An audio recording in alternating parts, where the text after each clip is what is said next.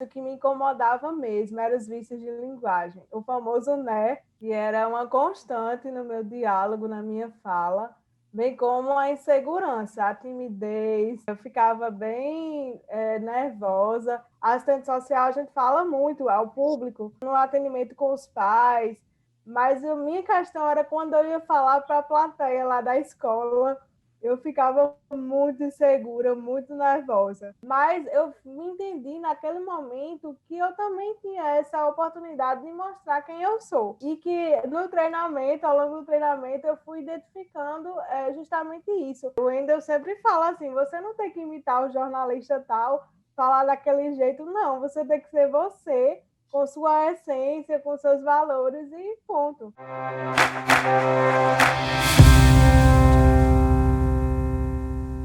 Salve, eu sou o Wender Rodrigues, repórter e professor de comunicação, e este é o projeto 1 em 1.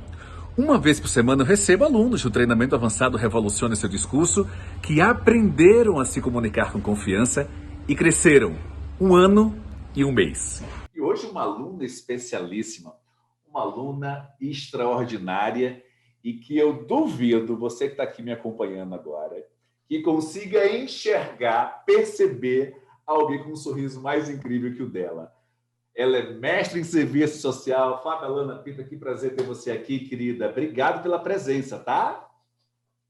Agradeço o convite, a honra de estar aqui contigo, esse professor que eu super admiro e tenho assim a honra de estar aqui partilhando esse momento, de ter feito o treinamento. Então é só agradecimento mesmo.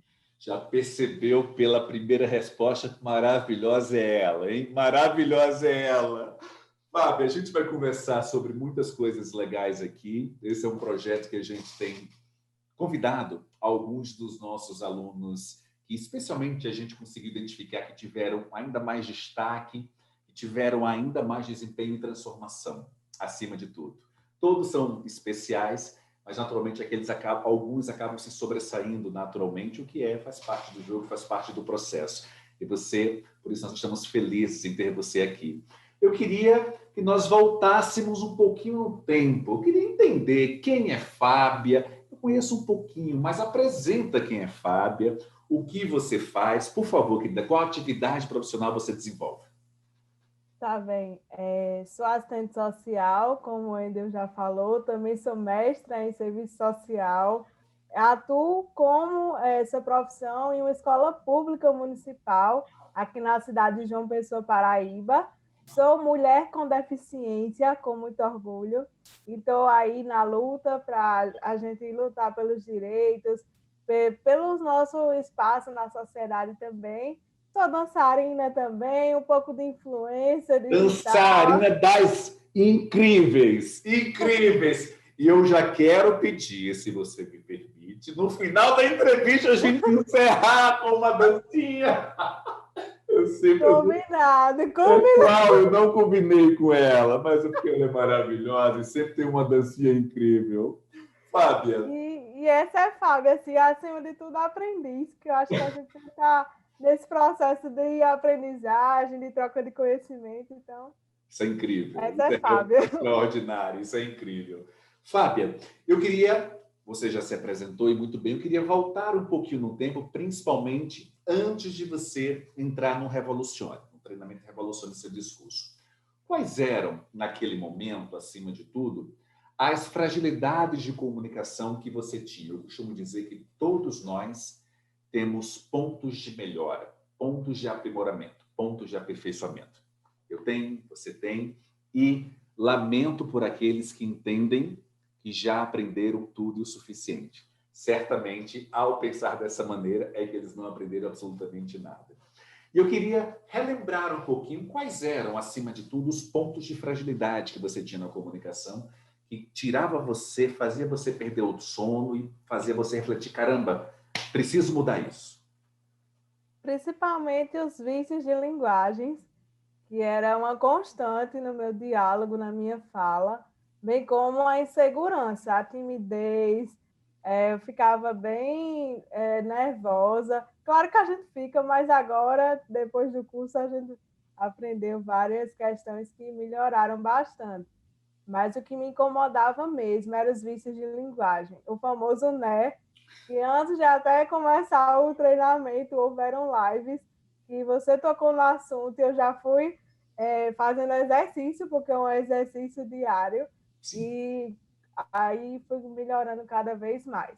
Mas eu acho que o vício de linguagem e a segurança era bem assim, muito grande mesmo, principalmente enquanto assistente social a gente fala muito ao público, no atendimento com os pais, mas a minha questão era quando eu ia falar para a plateia lá da escola, eu ficava muito insegura, muito nervosa. Então, foi assim, os pontos que realmente me fizeram pensar em fazer esse curso.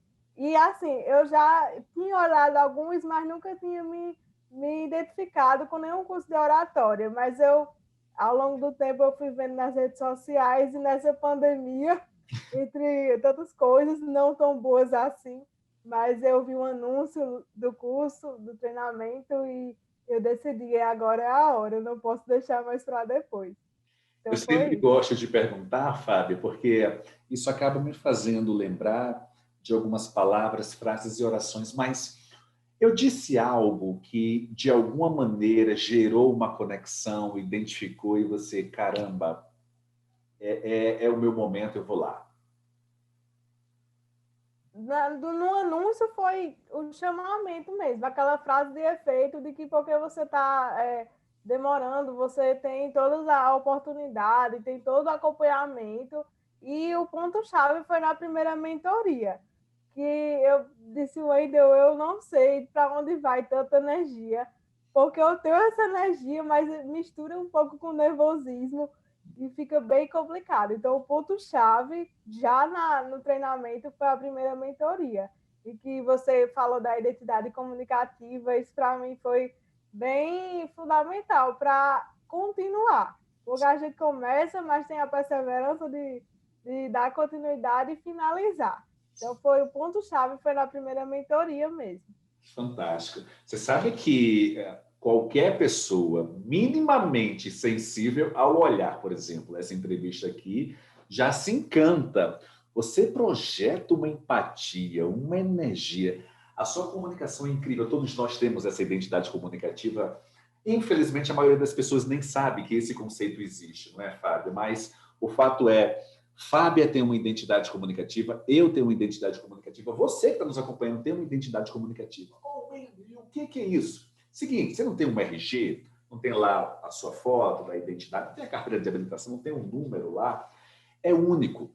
Por mais que você se pareça com alguém, por mais que você lembre a sua fisionomia ou o número do seu RG pareça com alguém, não, o RG é único, a carteira de habilitação é única.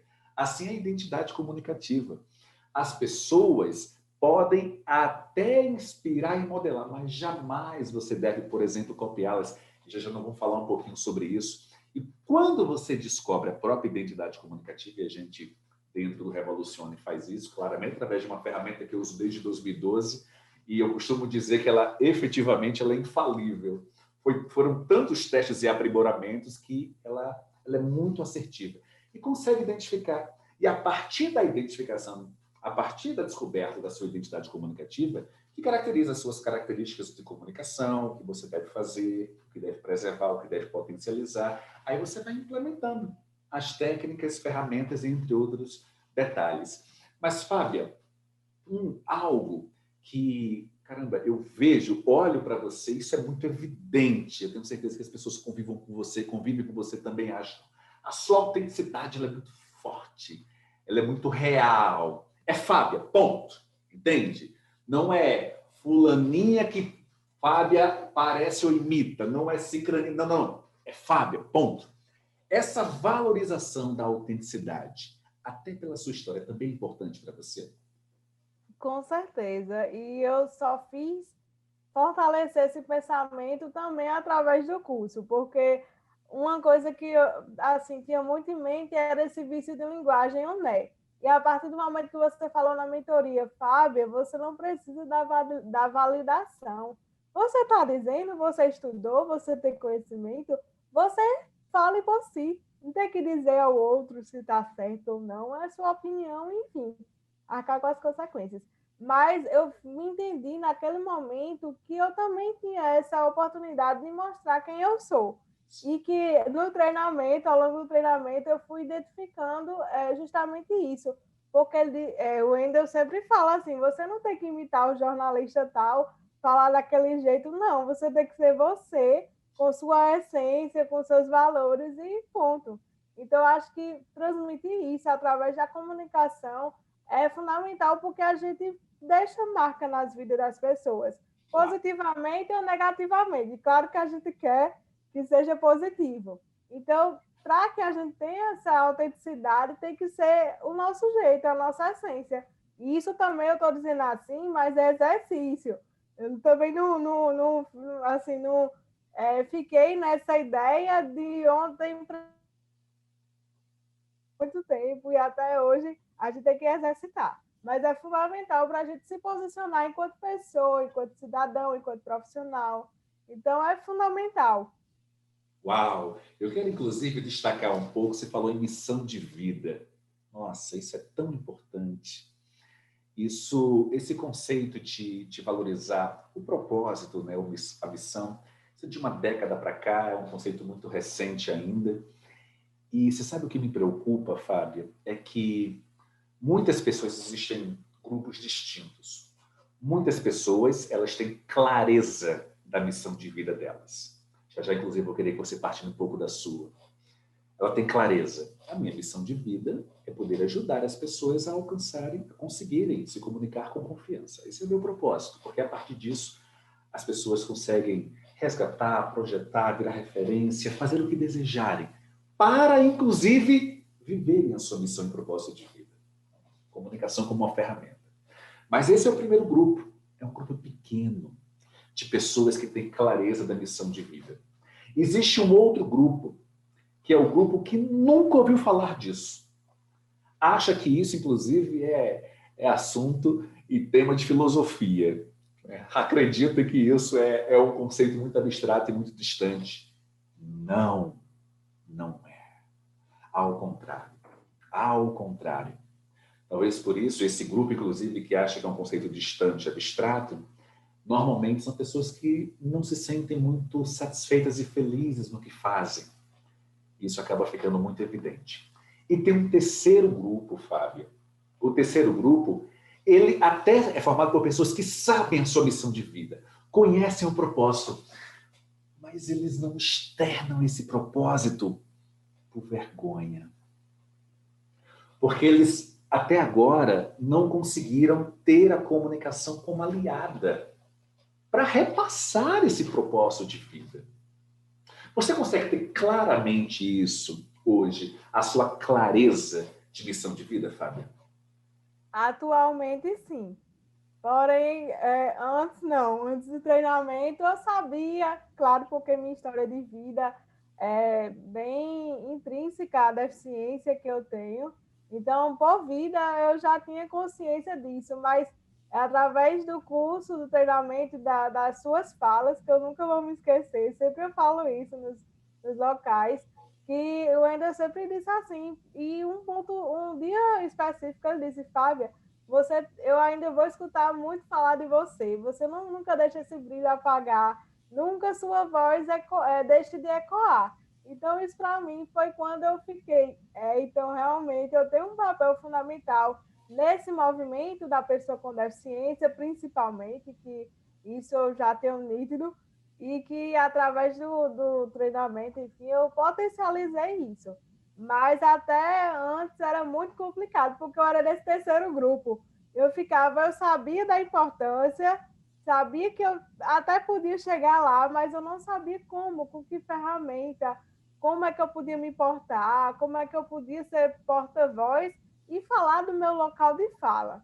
Então, assim, foi através desse curso de você, claro, que eu me enxerguei enquanto pessoa, enquanto comunicadora também, não profissionalmente, mas o aprendiz da comunicação, e pude ecoar essa voz.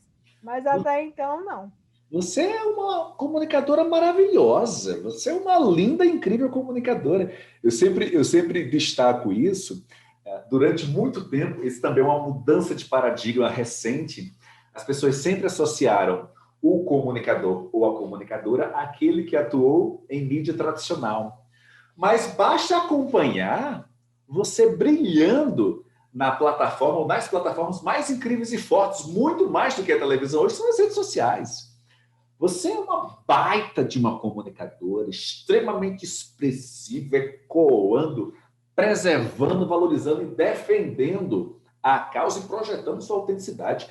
Sim, você não é uma amadora, você é uma baita de uma comunicadora, uma linda comunicadora. Uma incrível, fantástico.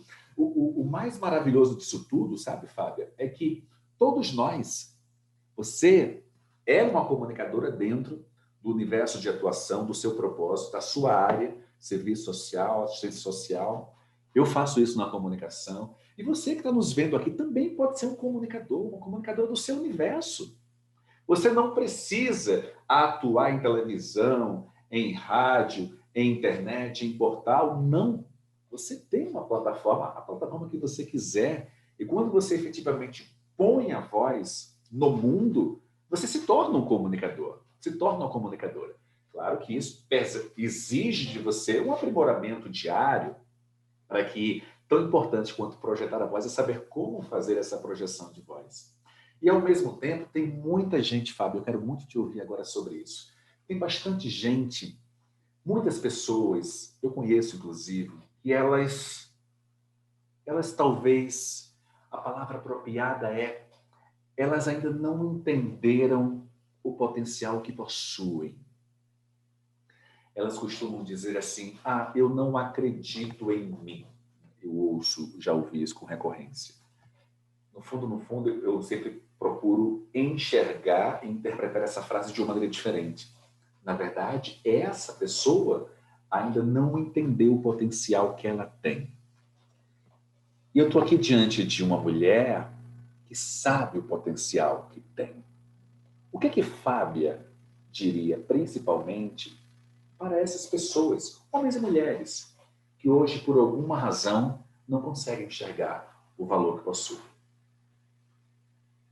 Eu acho que o primeiro é iniciar o autoconhecimento, porque isso é um processo, claro que diário, mas eu acho que esse autoconhecimento de entender qual é o meu lugar na sociedade, o que é que eu posso melhorar. E eu era essa pessoa tímida que ficava assim, não queria falar, tinha pavor de plateia, de muitas pessoas. Então eu era essa pessoa. E a partir do momento que eu fui tendo esse conhecimento, fui lendo também alguns textos e vendo vídeos para que eu entendesse o meu valor. Claro que não é todo dia que a gente está bem, porque nós somos seres humanos, temos nossos dias, mas eu acho que o principal é não esquecer aquele motivo que a gente começou esse processo de autoconhecimento, de entendimento do nosso valor. Então, toda vez, inclusive é uma das... Dando spoiler, uma das aulas lá tem as metas e tudo mais do nosso processo de comunicação, e vez ou outra eu volto lá para saber qual era a minha meta, meu objetivo que eu coloquei no início do curso. Porque todo dia a gente tem que estar lembrando, porque é muita coisa que acontece. Nosso cotidiano, ele assim, muito, não é carregado a palavra, mas é muito dinâmico, frenético. E agora na pandemia, claro que houve uma reconfiguração, mas é muita coisa. Então, se a gente não tiver parar um pouco, ter esse autoconhecimento, essa introspecção um pouco, fica difícil continuar a enxergar esse valor. E a partir do momento que você enxerga esse valor, esse exercício, as outras pessoas também vão percebendo que você tem potencial, que você faz, que você tem propriedade. E aí vai se desenvolvendo. Mas primeiro você tem que se encontrar, porque daí as outras pessoas vão entender qual é o seu lugar, qual é o seu potencial. Elas não vão fazer para, muitas vezes, pode ser para agradar, mas é mais consequência. Você que tem que ter essa questão.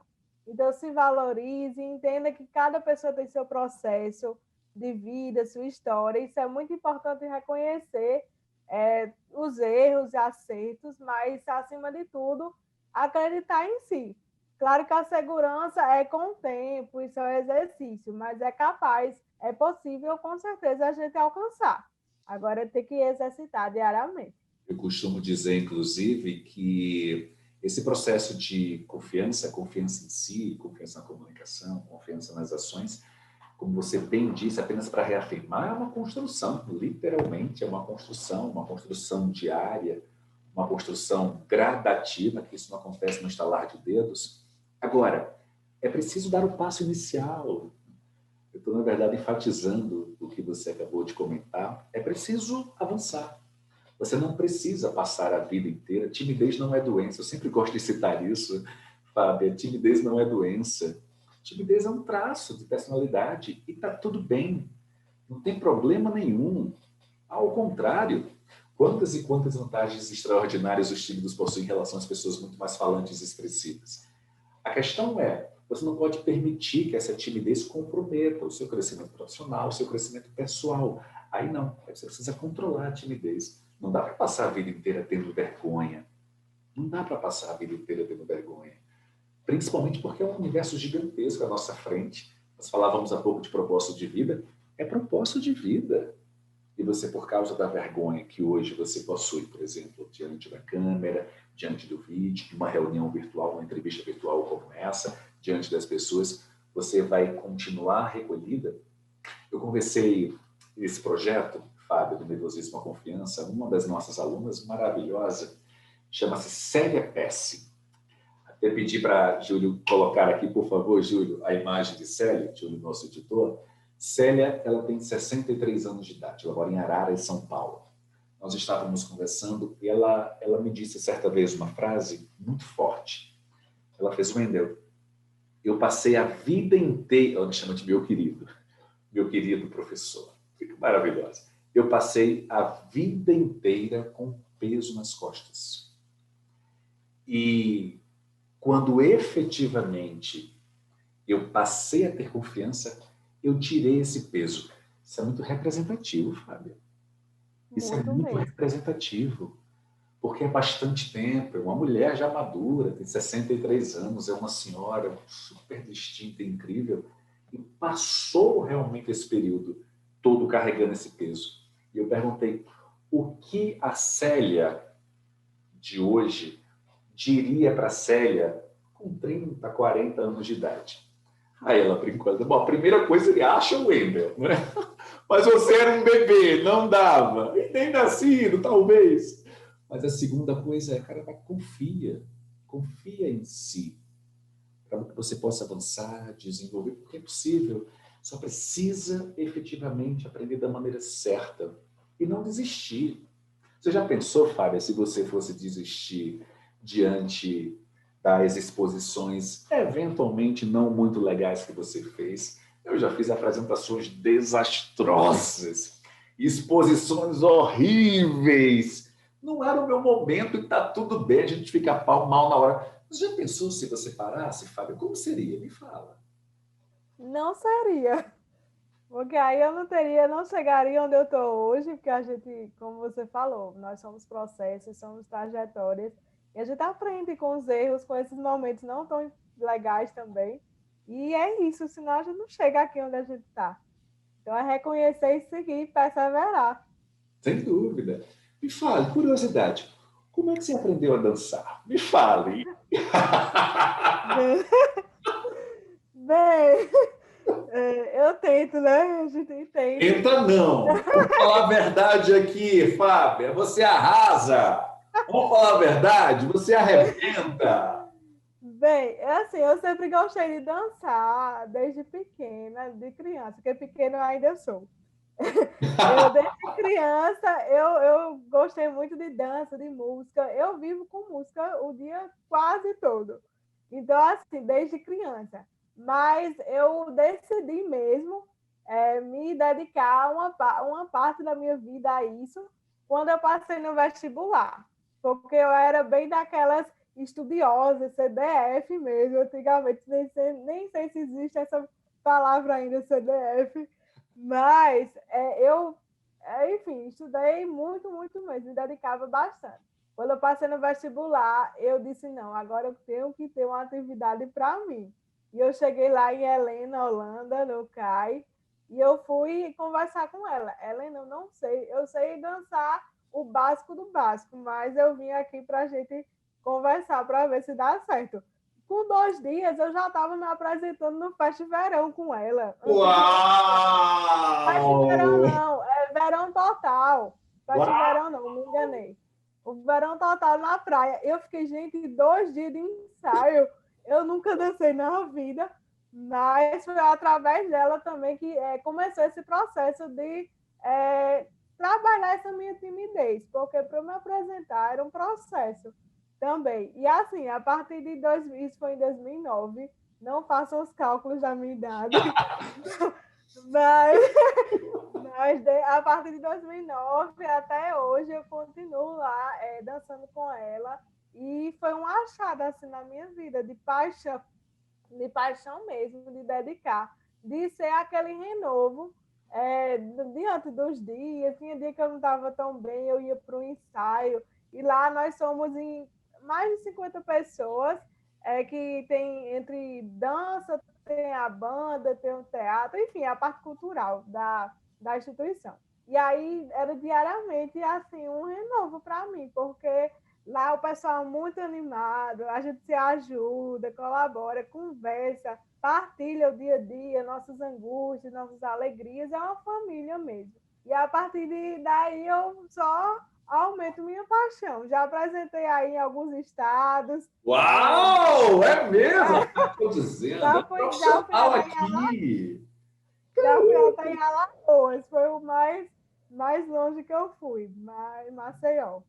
Mas foi muito bom, assim, eu tenho boas lembranças e espero continuar após pandemia, porque é uma paixão que eu tenho.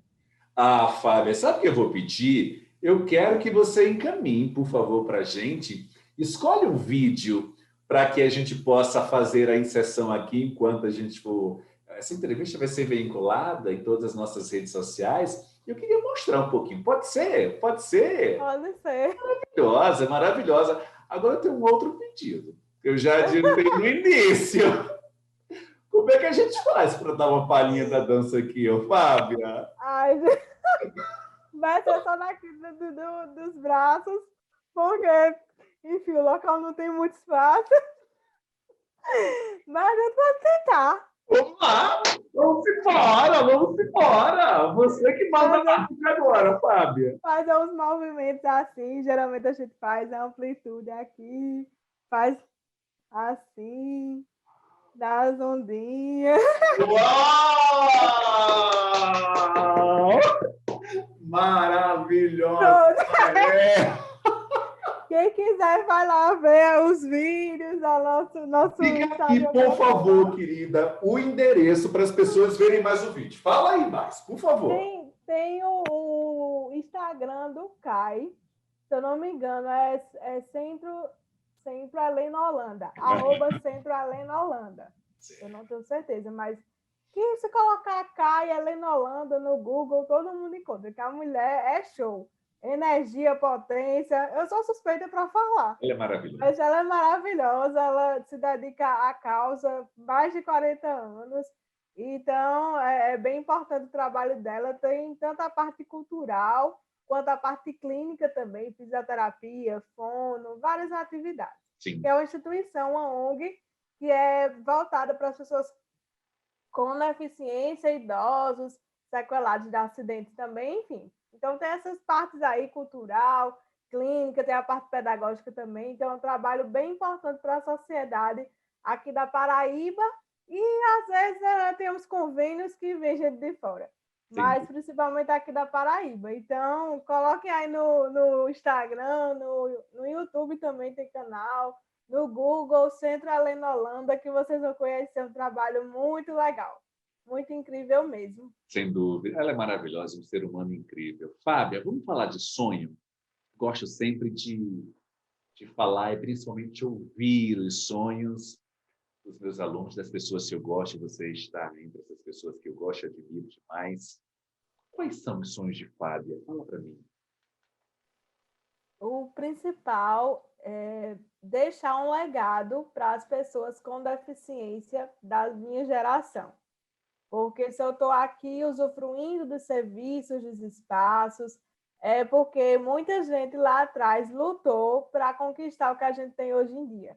Então, para que as gerações futuras usufruam do que eu tive hoje, que espero que avance mais, é o que eu luto diariamente por isso. Então, o meu sonho é continuar esse legado, essa luta, porque é bem intensa, desgastante, mas é o que minha meta de vida mesmo, assim. Claro que eu não vou mudar o mundo sozinha, mas acho que o pouco que eu fizer diariamente já é importante para contribuir nessa história de luta, continuar. E o segundo sonho é formar uma família, ter a profissão que eu já tenho. Então, esses já foram concretizados, com objetivos e metas de profissionais. Já estou conquistando aos poucos. Tem um também que eu quero conquistar ainda, que é trabalhar especificamente em relação ao segmento da pessoa com deficiência. Estou na área da educação, mas vai meio que a política é meio transversal. Não é só da pessoa com deficiência. Eu lido com N demandas no meu dia a dia. Mas meu sonho, assim, minha meta é trabalhar só em relação à pessoa com deficiência em várias políticas. Saúde, educação, habitação, tecnologia, fazer essa mescla, esse contato todo. Então, acho que é os dois objetivos principais, três no caso, né? O primeiro que é esse profissional, o segundo é ter uma família, constituir uma família, e o terceiro, essa questão do legado, que eu espero contribuir de alguma forma. Eu não tenho dúvida que você vai conseguir. Fábia, que prazer, muito obrigado por sua presença aqui, tá?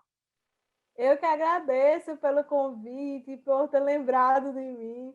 Eu fico muito feliz de ter sido sua aluna, que sou ainda. Não vou dizer que acabou, não, porque isso é permanente.